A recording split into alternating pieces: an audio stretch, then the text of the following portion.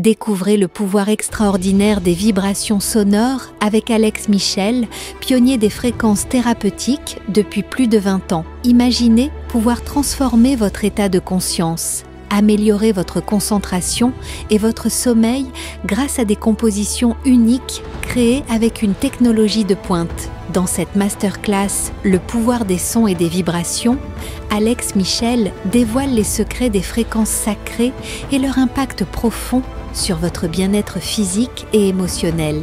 Pour assister à la masterclass, cliquez sur le lien en haut à droite de l'écran ou en description de cette vidéo. Bonjour, je suis Sabrina Grossi, mentor coach et voici mon index ABC.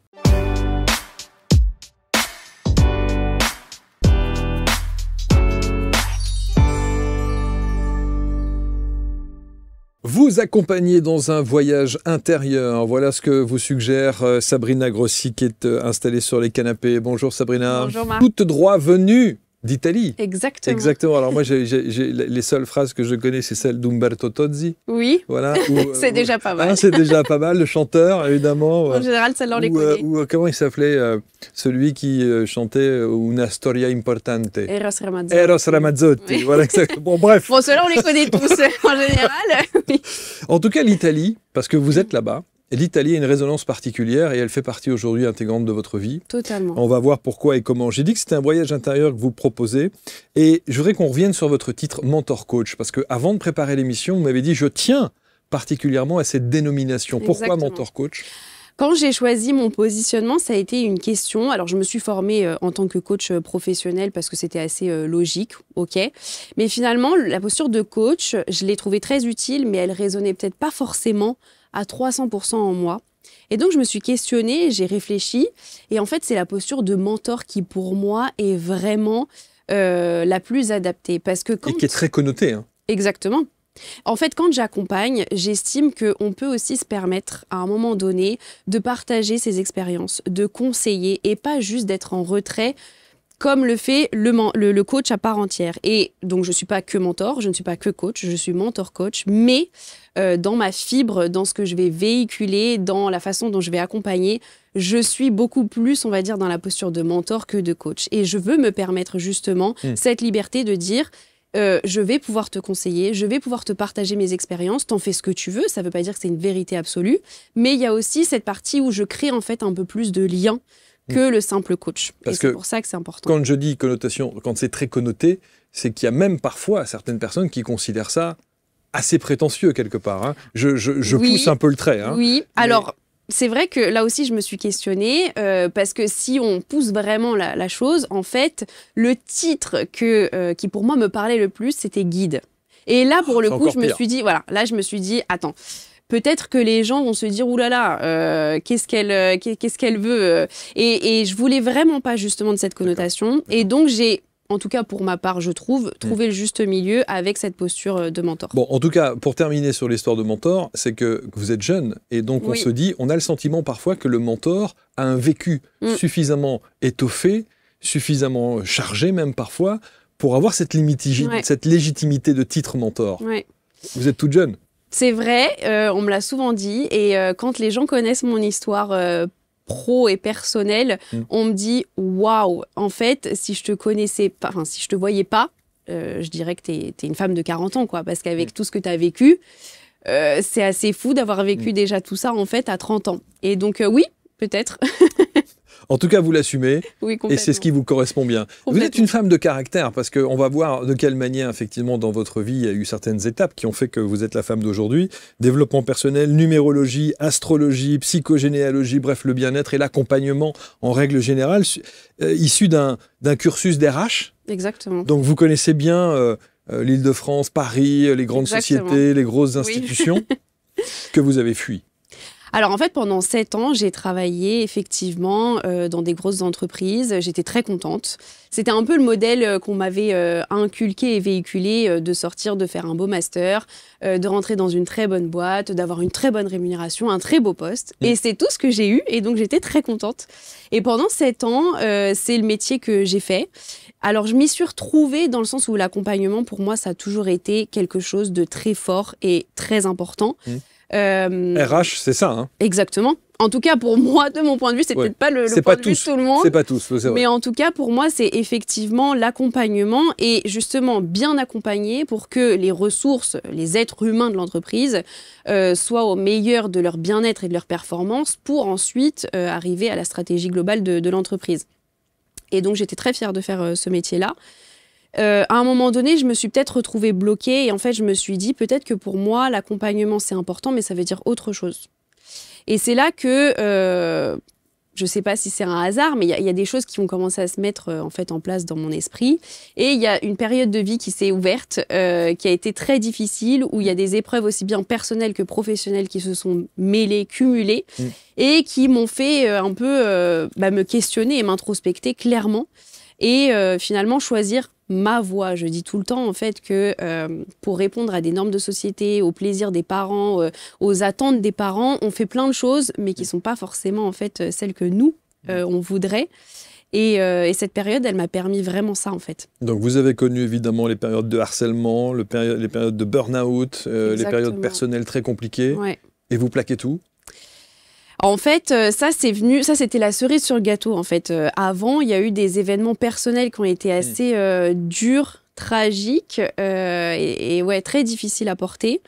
Et en fait, c'est comme si à chaque fois, on me donnait un coup de massue sur la tête et je me relevais. Et à chaque fois, les gens me disaient « mais comment tu fais ?» Quelle force de caractère. Oui, c'est vrai. Et moi, je le dis, je le raconte souvent aux gens, avant 2022, avant octobre 2022, avant qu'il m'arrive tout ça, je disais souvent que j'étais une personne faible, que j'avais pas de mental. Et je le croyais vraiment. J'étais persuadée, je voyais plein de gens qui avaient des forces de caractère incroyables et tout. Et je me disais, ouais, bah, pas moi, hein, vraiment pas du tout. Et en fait, quand ces événements se sont enchaînés, se sont cumulés, je me suis pas posé la question, en fait, de savoir si j'avais la force ou pas. Mais pour moi, il y avait quelque chose de plus fort qui m'appelait. C'était vraiment cette envie de vivre, en fait. Enfin, à un moment donné, on va pas tomber, on va pas rester là à méditer sur le temps qui passe et nous rien faire. On agit, en fait. On se met en mouvement, on se lève, on y va. Et en fait, c'est vrai que oui, j'ai eu cette capacité à me relever à chaque fois très rapidement. Et à chaque fois, on me disait, mais comment tu fais ? Et je disais, bah, je sais pas, j'ai pas vraiment le choix, en fait. C'est soit ça, soit je meurs, en fait, finalement. Que je meurs intérieurement ou physiquement, mais en fait, c'est soit ça, soit je meurs. Et là, j'ai pas envie de mourir. Clairement, j'ai envie de vivre. Justement, avec tout ce que je ressentais comme souffrance et comme douleur, j'avais qu'une envie, c'était de passer à l'étape d'après, en fait. Allez, go, on y va, on vit. Les amis, quelques secondes d'interruption dans ce programme, juste pour vous donner une information importante. Vous savez que chaque jour, sur ABC Talk TV, on aime et on prend le temps de vous recevoir pour parler des pratiques et des praticiens inspirants de par leur parcours et de par leur expertise. Alors peut-être que vous aussi, vous aimeriez partager avec nous votre métier et vous installer ici dans ce studio, sur ces canapés, pour nous dire un petit peu comment vous en êtes arrivé à ce que vous êtes aujourd'hui. Alors si vous êtes à la fois thérapeute, expert, coach, accompagnant de vie et que vous avez envie d'enregistrer un entretien avec moi dans ce studio ABC Talk, il suffit simplement de postuler sur le lien qui est sur cette vidéo ou éventuellement dans la description de la vidéo et vous serez à la suite de cela référencé sur la première plateforme vidéo des thérapeutes accompagnants de vie, coachs et autres experts. Vous, en l'occurrence, je vous le souhaite et je vous dis merci de votre fidélité. indexabc.fr ou alors le site directement abctalk.fr. Il y a beaucoup de coachs ou de mentors qui disent que les épreuves de la vie arrivent dans notre vie parce qu'on est capable de les encaisser et qu'on est capable de les assumer et de se relever. Ouais. Vous êtes d'accord avec ça? Je vois souvent une phrase passer, je l'ai vue souvent à l'époque, je ne sais plus comment elle est écrite exactement, mais elle dit en gros l'univers envoie ses plus grosses batailles à ses plus forts soldats. Alors elle m'avait fait sens à l'époque, ça m'avait aidé en fait, je me suis dit ok, il y a peut-être une raison du coup pour que tout ça m'arrive à moi, je sais pas. Le cadeau mal emballé, vous savez, ouais. Cette phrase qui est souvent difficile à entendre quand on est en épreuve justement. Mais il faut prendre ça comme un cadeau parce que c'est un cadeau mal emballé. En fait, ce que je me dis aujourd'hui, parce que j'observe beaucoup les gens, que ce soit dans la rue ou quand ils me parlent et qu'ils me racontent un peu leur vie, en fait, je suis tout le temps en observation parce que j'adore comprendre et découvrir un peu les personnalités, les vies des autres. Et en fait, je me rends compte que personne n'a une vie lisse, simple, sans difficulté. Et donc, je sais pas s'il y a des personnes où on peut se dire vraiment, eux, ils ont vraiment un destin compliqué, ou en tout cas, ils ont une vie compliquée, mais bon, ça s'explique. Je pense qu'on a tous notre lot. Et qu'en fonction de notre personnalité, peut-être qu'il y a des choses qui vont nous sembler plus faciles ou plus difficiles. Quand je parle de mon expérience, mon entourage me dit « Waouh, moi, je ne sais pas si j'aurais réussi ». Et en fait, je ne sais pas parce que du coup, tu ne vis pas ma vie et moi, je ne vis pas la tienne. Je pense que chacun a son degré. Et donc, voilà, en quelque sorte, je dirais pas, en tout cas, que certaines personnes sont plus aptes que d'autres. Je dirais qu'on a tous, en fait, notre lot et que peut-être c'est ce lot-là qu'on est capable d'ingérer, de digérer. Digérer, et d'assumer ensuite. Ouais. Alors, la dimension spirituelle dans votre vie, elle arrive à quel moment ? Je crois qu'elle est arrivée aux alentours de 2021, donc j'étais en couple. Plutôt, voilà, ça se passait plutôt bien. Des premiers doutes, un peu le flou. Et puis, j'étais chez mon esthéticienne et elle me dit « Tu sais que je connais une médium qui est top.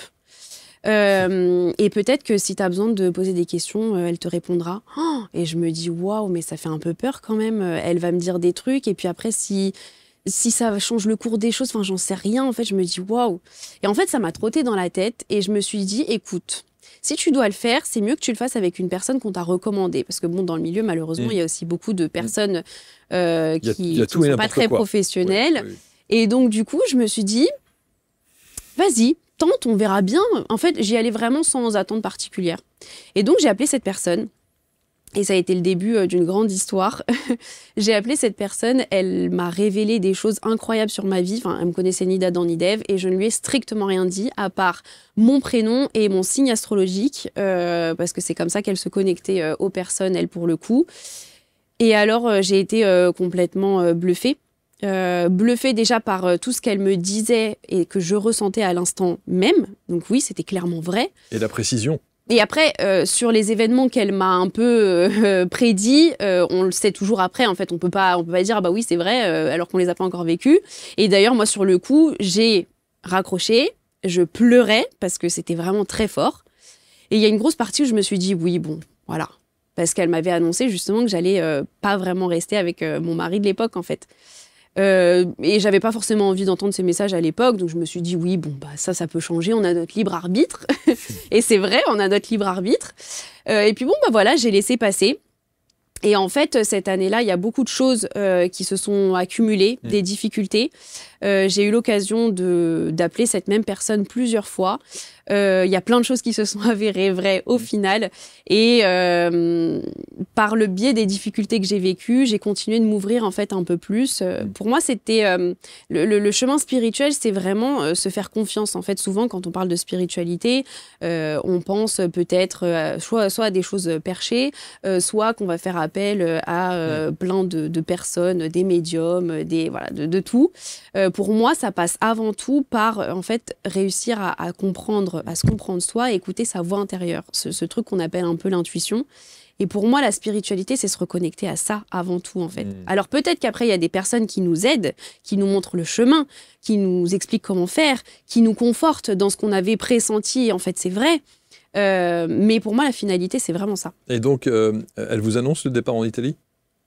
Alors, pas à cette époque-là, mais à une autre époque, oui. En fait, j'avais déménagé dans une commune du 95 où j'étais vraiment parfaitement bien. C'était la première fois de ma vie où je me sentais chez moi, aussi bien dans mon appartement, aussi bien dans mon environnement de vie, la ville. Enfin, vraiment, j'étais heureuse. Et un jour, je l'appelle et elle me dit « Tu sais que tu vas déménager ?» Bah alors, je lui dis « Alors là, pas du tout. Je viens d'arriver. Je suis ici, je suis heureuse. Je vois pas où est-ce que je pourrais aller, où je pourrais être mieux que ça. C'est impossible. » Elle me dit « Bah écoute, tu verras. » Bah non, mais je lui dis « Mais vraiment pas. » Et j'ai eu l'occasion de faire appel à une autre médium quelques mois qui ont suivi, après. Et cette même personne m'a dit, je vois un déménagement, un changement. Je dis, c'est pas possible, c'est quand même incroyable. Et donc, quand en plus, il y en a deux qui vous disent la même chose, on se dit, bon, bah, c'est peut-être vrai, mais alors là, je vois pas. Et puis en fait, j'étais vraiment dans une époque de ma vie où je voulais pas forcément prendre le dessus ou le contrôle sur les choses. J'ai dit, bon, bah, on verra bien. Et en fait, oui, ce départ en Italie, il s'est fait un peu au pied levé. À l'époque, je faisais pas mal d'allers-retours parce que j'étais en arrêt et j'avais besoin de me ressourcer et je me ressourçais vraiment là-bas. Et en fait, un jour, je suis revenue début octobre. J'avais réfléchi dans ma tête, j'avais eu une discussion avec une amie proche qui m'avait dit « Mais si tu te sens tellement bien là-bas, pourquoi t'essayes pas? Envoie un CV, tu verras si t'es rappelé. Pars. Au pire, si ça se passe pas bien, tu reviens. » Et en fait, ça me semblait tellement clair, logique, et je me suis dit, mais pourquoi j'ai pas pensé avant? Et en fait, je me suis dit, bah oui, t'as raison. Et en fait, je suis rentrée de mon dernier voyage en Italie début octobre. J'ai regardé mes parents et je leur ai dit, bah voilà, avant la fin du mois, je pars. Bah tu pars où? Bah je pars en Italie. Mais comment ça? Complètement, voilà, ils n'avaient jamais entendu parler de ce projet. Ils savaient mon amour pour l'Italie, mais pas au point de déménager et vivre là-bas. Et en fait, le 25 octobre 2023, j'ai pris ma petite 208. Je l'ai chargée au max. Vraiment, j'ai mis tous les cartons que je pouvais, les trucs les plus importants. Et je suis partie. J'ai fait 1500 km toute seule avec ma voiture et je suis arrivée en Italie. Et vous êtes bien là-bas? Très heureuse. Dans ce petit village. Très heureuse. Bon, oui, j'ai changé de vie complètement. Ah oui, complètement. Ouais. Entre l'Île-de-France et la vie parisienne et ce petit village. Exactement. En tout cas, voilà pour cette première partie. Et ce qui détermine aujourd'hui votre force de caractère, votre volonté de faire les choses, d'accompagner les gens, même évidemment à distance, on peut vous consulter, bien sûr. Totalement. Numérologie, astrologie et psychogénéalogie. Alors, il faut que vous nous expliquiez comment ces trois domaines d'expertise aujourd'hui entrent dans votre vie. En fait, ils sont rentrés dans ma vie. Alors, ça a commencé avec la numérologie et l'astrologie qui sont entrés dans ma vie précisément, du coup, quand j'ai commencé à avoir une période de vie personnelle difficile. En fait, il y a des événements qui sont arrivés, qui se sont présentés à moi. Et je ne comprenais pas forcément le sens de tout ça. Mais en fait, j'avançais à contre-courant. Je préparais mon mariage et en fait il n'y a rien qui se passait comme prévu, tout était hyper compliqué, beaucoup dans l'émotion et l'émotion négative parce que c'était beaucoup de disputes, enfin voilà, il y avait beaucoup de signaux en fait, mais ça je l'ai compris qu'après, qu'en fait c'était pas la voie que je devais suivre. Mais en fait, j'étais persuadée, le système des normes sociales, les attentes des parents, la vie parfaite à 30 ans où on est marié, où on fait son premier enfant et tout va bien dans le meilleur des mondes. Et en fait, je me disais, bah voilà, j'ai le bon boulot, j'ai fait les bonnes études, j'ai rencontré quelqu'un, ça se passe plutôt bien. Bon bah voilà, j'ai 28 ans, c'est la logique, quoi. Donc c'est la bonne personne, en fait, allez, go. Et en fait, non. Sauf que je refusais cette réalité et cette vérité. Donc j'ai continué, en fait, je me suis un peu enfoncée toute seule, tête baissée, j'ai continué. Et puis bah, je me suis mariée. Ça s'est pas forcément très bien passé, du coup, la première année du mariage. Malgré tout, on a décidé de continuer, d'aller de l'avant et de se dire, bah non, on est fort, on va y aller. Et puis voilà. Et puis, je suis tombée enceinte un été. Donc là, on se dit, bon, bah voilà, génial. Vraiment, définitivement, on met tous ces problèmes derrière nous. Là, c'est une nouvelle page qui s'ouvre à nous. Et donc, on vit cette vie, quoi. Moi, j'étais très heureuse parce que j'ai toujours eu ce désir d'enfant et de mère. Donc, c'était un rêve qui se réalisait vraiment. Et puis, bah voilà, on commence les préparatifs de l'arrivée de ce bébé, tout très dans la joie et la bonne humeur. Et en fait, à la première écho du premier trimestre, donc au bout du 3e mois de grossesse, je vois, j'ai l'écran en fait en face de moi avec ma gynécologue. Et bon, moi, je pose beaucoup de questions. Et bon, on voit le bébé qui bouge, donc déjà, c'est impressionnant. C'est la première fois qu'on le voit, c'est émouvant. Et puis, on se dit, waouh, j'ai ça dans mon ventre, c'est incroyable. Et puis là, je vois qu'elle s'arrête et moi, je vois l'écran et je lui dis, mais c'est quoi tout ce noir là? Parce qu'en fait, on voyait des grosses taches noires à l'intérieur du bébé. Je me dis, bon, c'est bizarre. Et elle me dit, bah justement, attends, parce que je suis en train de regarder, faut que je check. Ok, bon, déjà, ça refroidit un peu. Et elle me dit, écoute, j'ai une suspicion d'une malformation, mais je veux pas t'alerter tout de suite, je vais appeler un collègue.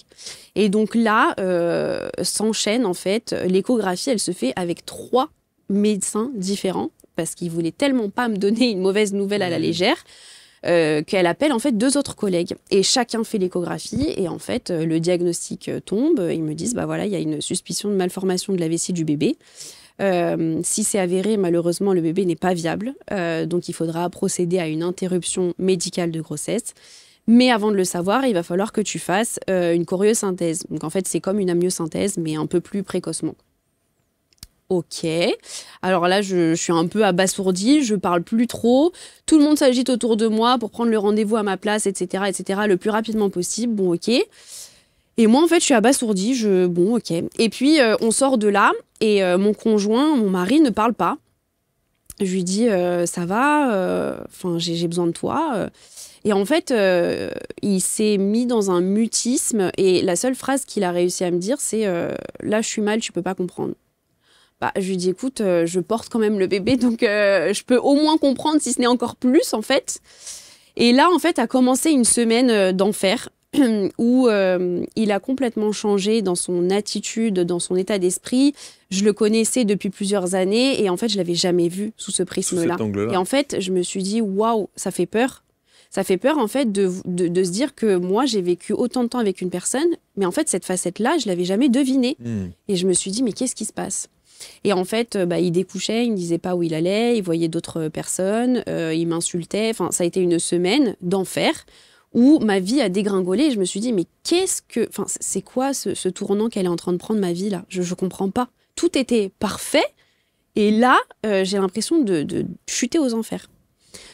Bon, donc plusieurs jours de remise en question, je pleurais, je mangeais plus, voilà, j'étais vraiment dans le flou et la pénombre totale. Et du coup, je commence à réfléchir et je me dis, est-ce que c'est cette vie-là que je veux moi et est-ce que c'est cette vie-là que je veux offrir à un enfant aujourd'hui? Parce que mon désir d'être mère, il est très fort, mais pas à n'importe quel prix en fait. Avant tout, mon désir d'être mère, j'avais déjà cette conscience un peu de parentalité positive, de quelque chose de très positif pour l'enfant. Et je me suis dit, mais là, je risque de lui offrir tout l'inverse, en fait. Lui, il me parlait déjà de garde partagée, alors que l'enfant, j'étais à 3 mois de grossesse. Il me disait, si jamais tout se passe bien, voilà, on fera une garde partagée. Je me suis dit, mais quoi? Mais qu'est-ce que tu me racontes, quoi?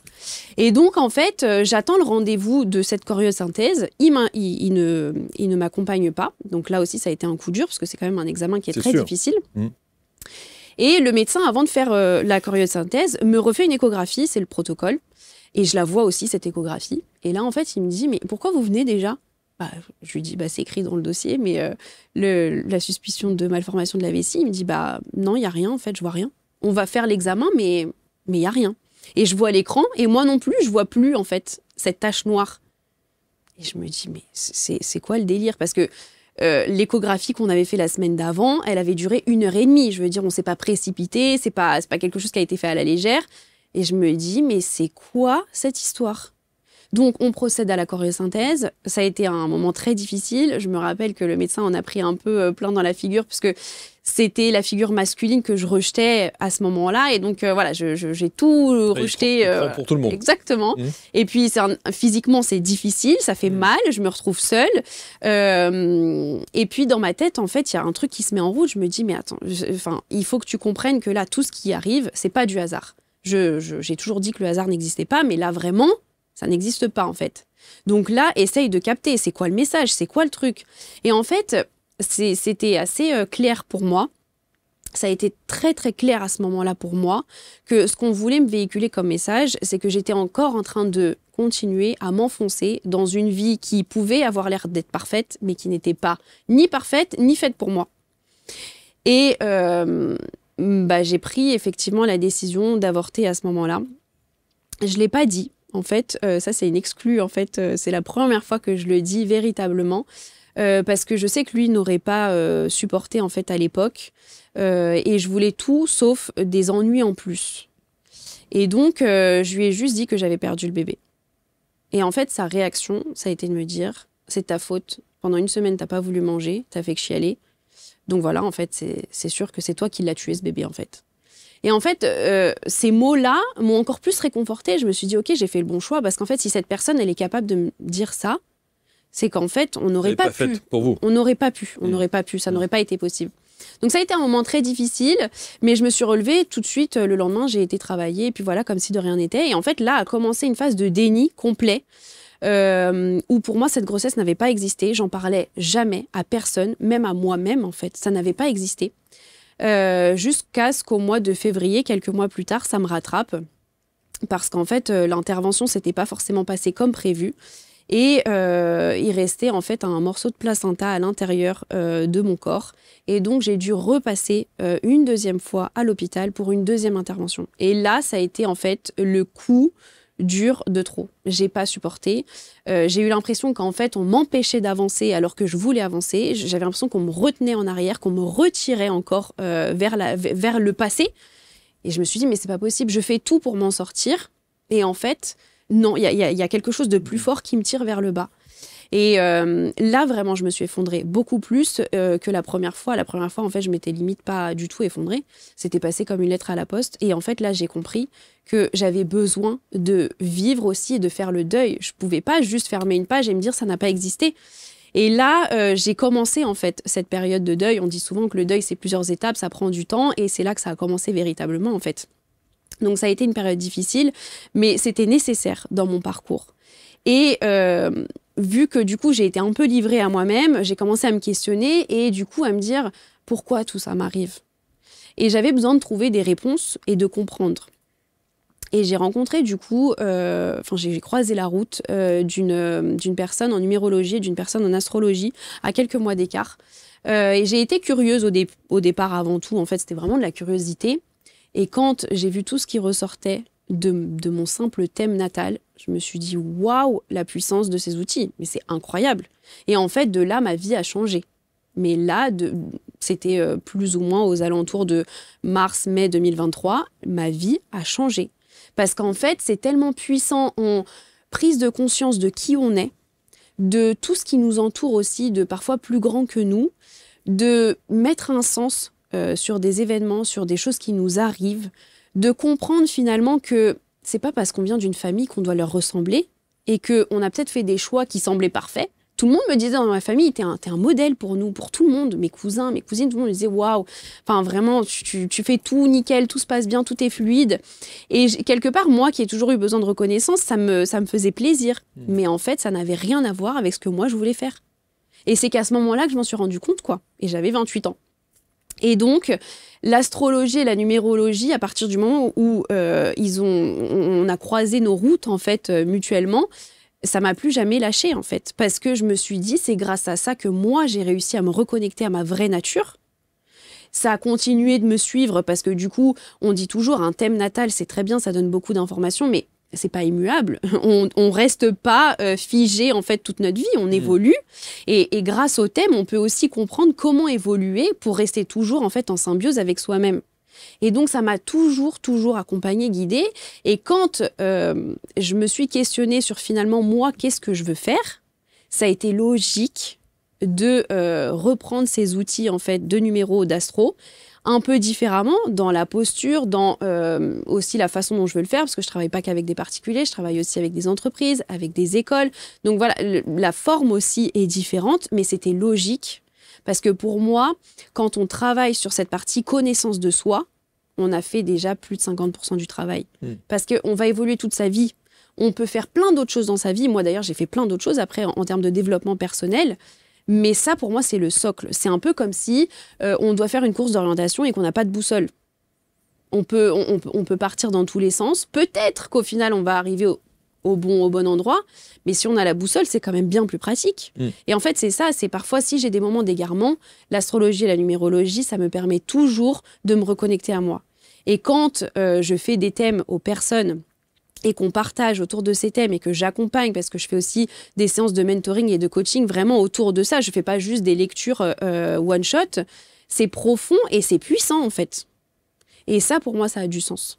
Et alors, ce qui est très intéressant, c'est que quand vous associez toute cette base de numérologie, astrologie, psychogénéalogie avec votre ancien métier d'RH, c'est très complémentaire. Exactement. Mais déjà, à l'époque, quand j'étais RH, je faisais beaucoup de coaching. Bon, j'étais pas coach et c'était pas très encadré, c'était pas très formel.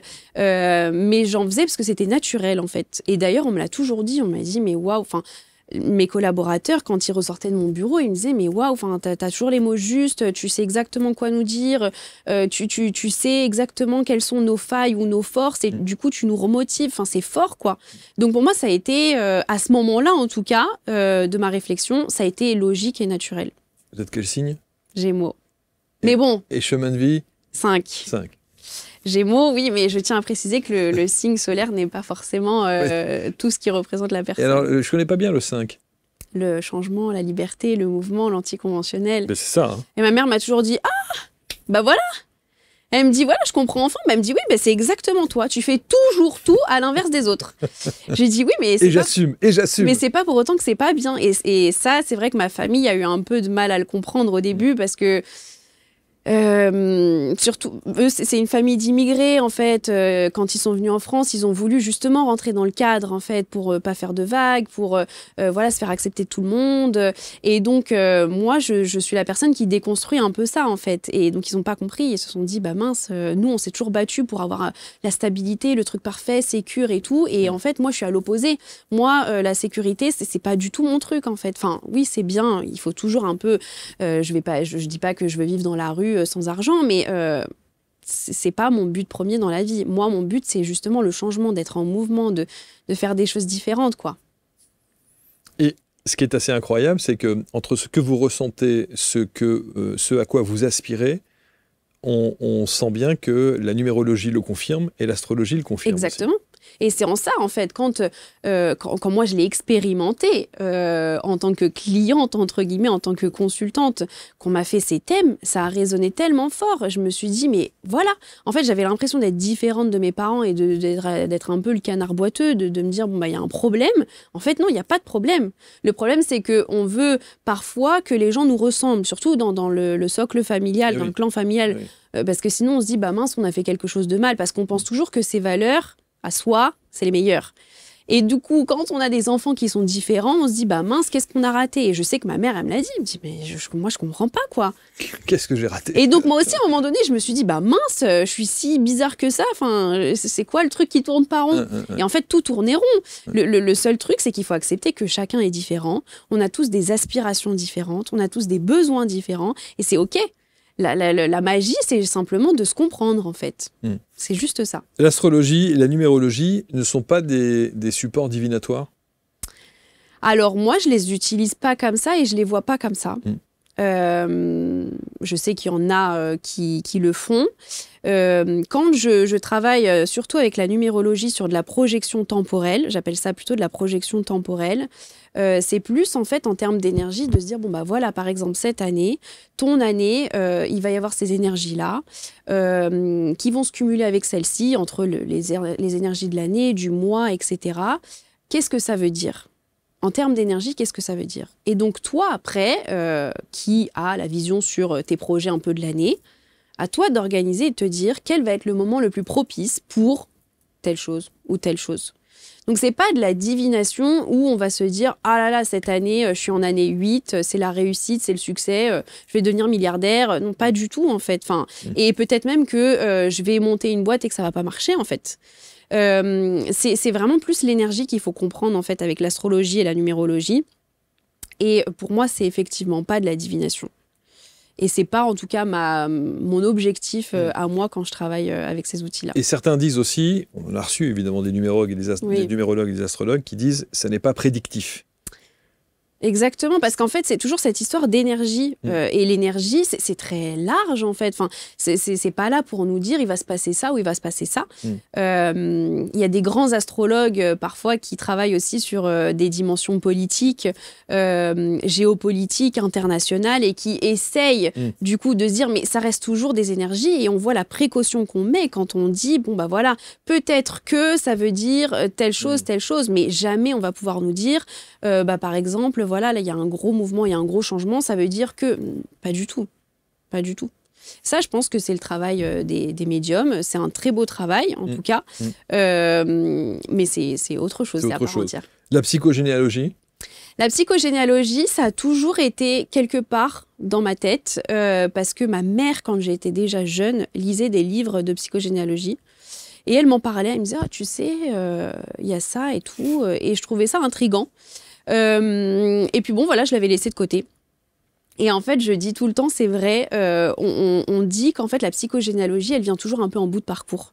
Une fois qu'on a fait plein de choses en termes de développement personnel, qu'on a fait appel à plusieurs pratiques, approches différentes, on se tourne vers la psychogénéalogie parce qu'on se rend compte qu'il y a toujours un truc qu'on n'a pas vraiment géré et qui continue de nous titiller, en fait. Et du coup, je ne fais pas exception à la règle, c'est ce qui s'est passé. Donc, ça a toujours été un peu là, sans être là. Mais personnellement, je ne m'y suis pas intéressée et je ne l'ai pas expérimenté avant longtemps. Et en fait, après cette période personnelle et professionnelle, tout ce qui s'est passé, j'ai fait plein de choses. J'ai fait de l'hypnose, j'ai fait de la méditation, j'ai fait des constellations, j'ai fait plein de choses. Et je me sentais beaucoup mieux, mais il y avait toujours quelque chose qui revenait et qui pesait. Je me suis dit, mais c'est pas possible. Comment ça se fait ? Avec tout le travail que j'ai fait sur moi, avec, en conscience et vraiment avec beaucoup d'humilité, comment ça se fait ? Et en fait, à ce moment-là, une médium m'a dit, t'as déjà essayé le transgénérationnel ? Et je lui dis, c'est fou que tu me parles de ça parce que ça me trottait dans la tête en ce moment, justement. Elle me dit, écoute, c'est peut-être que tu dois y aller. Et en fait, j'ai dit, ok, oui, je vais y aller. Et donc, je me suis fait accompagner en psychogénéalogie et en constellation familiale. Ça a été incroyable. Ça a été incroyable à un autre niveau, en fait, parce que quand on se lie, du coup, en psychogénéalogie, on travaille avec l'héritage psychologique, émotionnel de ses ancêtres. C'est des choses auxquelles on n'a pas forcément toujours accès facilement. Soit parce que les gens n'en parlent pas, soit parce que les gens ne sont plus là pour raconter. Donc c'est une autre dimension encore quand on nous apprend des choses, quand on va fouiller et qu'on met des mots sur des situations une fois de plus. Mais là, pour moi, encore d'un autre degré, c'est quelque chose d'autre qui se passe. Et j'ai toujours dit, moi personnellement, qu'il faut comprendre d'où on vient pour savoir où on va.